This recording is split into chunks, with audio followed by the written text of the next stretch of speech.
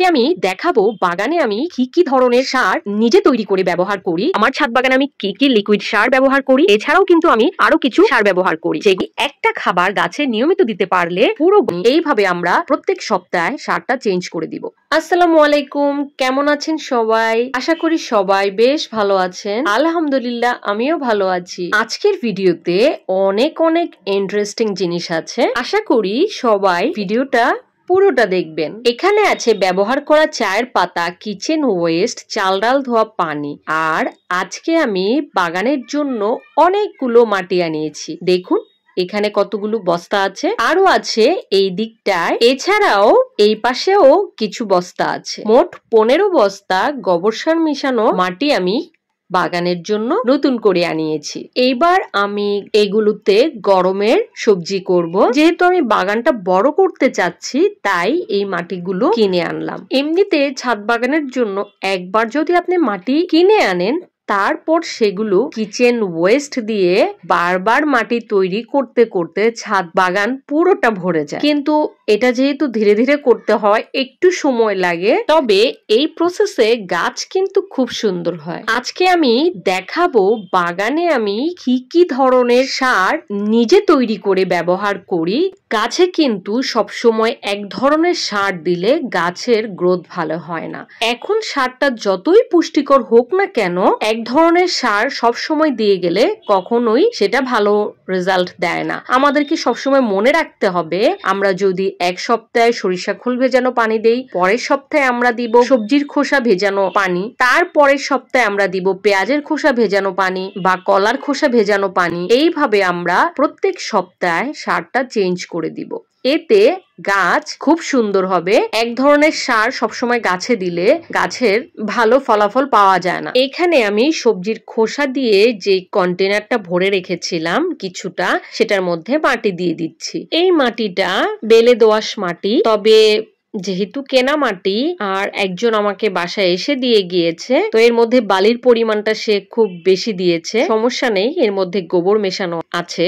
আর তারপর আমি তো সবজির খোসার মধ্যে এগুলো দিব মাটিগুলো, তখন আরো ভালো হয়ে যাবে মাটি। তো আমি প্রথম লেয়ারটা দিয়ে ভালো মতো চেপে বসিয়ে দিলাম, যাতে ভিতরটা অনেক বেশি টাইট হয়ে থাকে। মাটির লেয়ারটা দিয়ে আবার কিন্তু সবজির খোসা দিয়ে দিলাম। এখানে সবগুলোই আসলে পেঁয়াজের খোসা, তার উপর এখন আমি বেশি করে মাটি দিয়ে দিব। এইভাবে আমরা মাটি রেডি করলে এখান থেকে খুব ভালো রেজাল্ট পাওয়া যায়। এখানে আমি মাটিটা দিয়ে ঢেকে দেওয়ার পর কিছুদিন রেখে দিব। তার উপর আমি অল্প অল্প পানির ছিটা দিব, যাতে মাটিটা ভিজে থাকে। মাঝে মাঝে ভাতের মাড় দিব। ভাতের মাড় দিতে পারলে খুবই ভালো হয়, মাটির কোয়ালিটি আরো বেশি ভালো হয়ে যায়। কিছুদিন পর মাটিটা যখন আরেকটু ডেবে যাবে, মানে সবজির খোসাটা ভিতরে যখন কিছুটা পচে যাবে, তখন মাটিটা কিন্তু অনেকটা ডেবে যায়। তো যখন ডেবে যাবে তখন আমি মাটিগুলো খুঁচিয়ে আলগা করে দিব, তারপর যে কোনো একটা বীজ বপন করে দিব।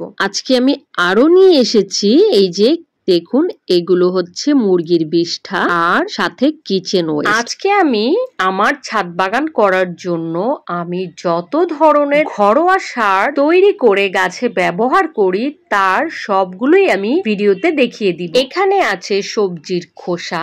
আমি কিচেনের সমস্ত ধরনের সবজির খোসা এখানে জমিয়ে পানিতে ভিজিয়ে রেখেছি। এটা যখন পুরোপুরি ভিজে যাবে, 5 থেকে 7 দিন সময় লাগবে, তারপর আমি গাছে ব্যবহার করব। গরমের বাগান করার জন্য এটি গাছের জন্য বলা যায় প্রধান খাদ্য। এই একটা খাবার গাছে নিয়মিত দিতে পারলে পুরো গরমের সবজি খুব সুন্দর হবে। এই একটা লিকুইড সার থেকে গাছ কিন্তু তার প্রয়োজনীয় সকল পুষ্টি উপাদান পেয়ে যায়, কারণ এর মধ্যে যে কোনো একটা সবজি আইটেম না, এটার মধ্যে আছে সকল ধরনের সবজি। পেঁয়াজের খোসা, কলার খোসা, ফলের খোসা, আলুর খোসা, আমাদের কিচেনে যত ধরনের সবজি হয় সেগুলোর ওয়েস্ট এখানে আছে। আর এখানে দেখতে পাচ্ছেন কত বোতল রাখা, এগুলো সব তেলের বোতল। ওই যে ওইখানে আমার লিকুইড সার, সবজির লিকুইড সার, আর এই দিকে আছে অনেক ধরনের সার। এটা মূলত আমার সারের কণা, যেগুলো আমি বিনা খরচে ঘরোয়া ভাবেই তৈরি করে থাকি। আমি যেহেতু অর্গানিক ভাবে ছাদ বাগান করি, কোনো ধরনের রাসায়নিক সার আমি ব্যবহার করি না। হয়তোবা আমার বাগানে অন্যদের মতো এত বাম্পার ফলন দেখবেন না, তবে যেটাই হয় সেটা একদম খাঁটি। এখানে আমি কোনো ধরনের রাসায়নিক সার বা কীটনাশক ব্যবহার করি না। যতটুকু ফলন হয় পুরোপুরি আল্লাহর ইচ্ছা আর আমার এই সারের কামাল। এখানে আছে সরিষা খোল ভেজানো পানি, এটা আমি 2-3 বার ব্যবহার করে ফেলেছি। খুব ঘন করে আমি এটা রেডি করি, তারপর একটু একটু করে পানির সাথে মিশিয়ে নিই। যদিও খুব গরমে সরিষা খোল ভেজানোটা কিন্তু ব্যবহার করা যায় না। আর এখানে এটা হচ্ছে কলার খোসা ভেজানো পানি, এটা বলতে পারেন জৈব পটাশ। এখানে কলার খোসাতে যেহেতু অনেক বেশি পটাশিয়াম আছে, তাই কলার খোসা যদি এইভাবে ভিজিয়ে রেখে গাছে ব্যবহার করি, তাহলে সেটা গাছের পটাশিয়ামের কাজ করে। পটাশিয়াম তো দ্রুত ফুল ফল আনতে সাহায্য করে, সেটা আমরা সবাই জানি। এরপর আর কি আছে আমার সারের কর্নারে, এটা হচ্ছে পেঁয়াজের খোসা ভেজানো পানি। এইভাবে আমি কিন্তু অনেক ধরনের সার রেডি করে রাখি, আর যখন যেটা প্রয়োজন পড়ে সেটাই ব্যবহার করতে পারি। এখানে সবজির খোসা ভেজানো পানিটা আমি স্টোর করে রেখেছি, এটা ভাতের মাড়।